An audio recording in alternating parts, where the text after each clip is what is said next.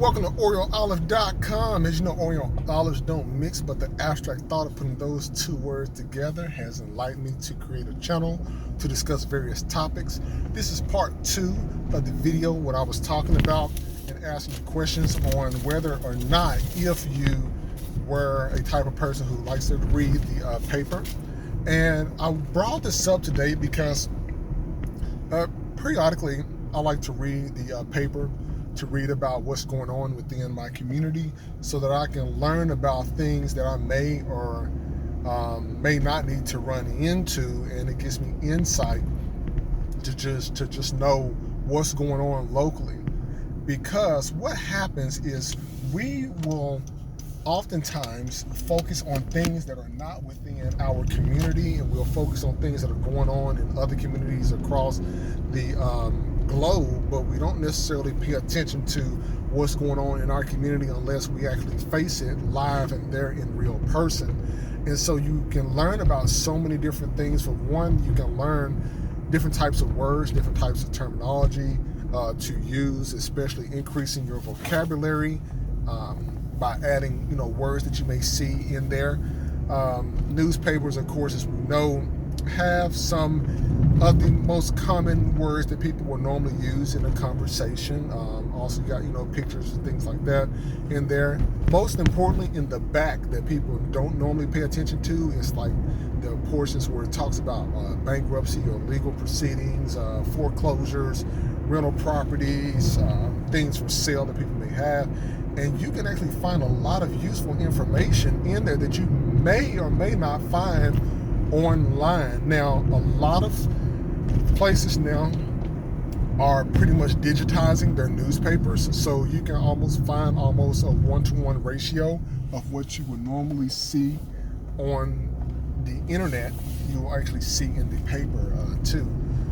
Now, I used to look at like some of the stock information in there, and yes, indeed, the newspapers are going to be news about things that happen earlier in the week or the day before, and maybe 24 to 48 hours late.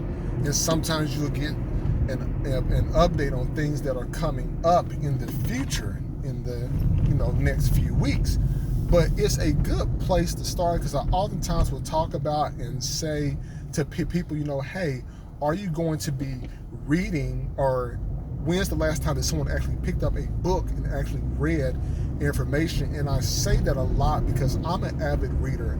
I love to read books and increase my knowledge to learn about new things, because I always heard a saying that used to say, if you want to hide something from people, you just put it in the book, because people are not going to read it. They're going to expect somebody to just pretty much give it to them and talk to them and give them the information like right then and there.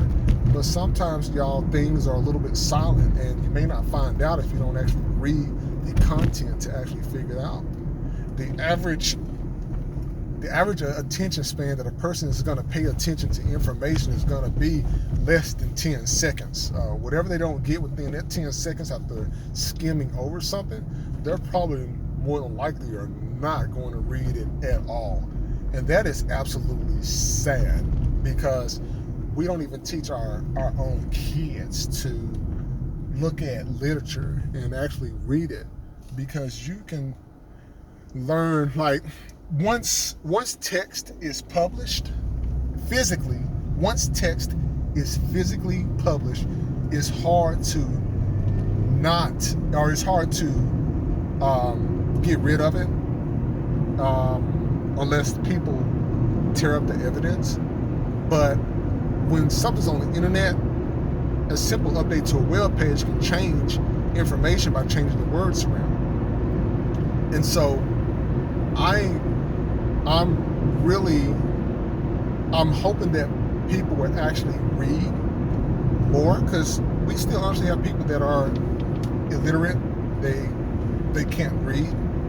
And I think because when people don't spend time, as what I think parents should do as kids are growing, to spend time reading to the kids. And I'm not advocating the kids, read the newspaper, because it's going to be bad news in there that they obviously don't need to see or know about right then and there at the age that they are.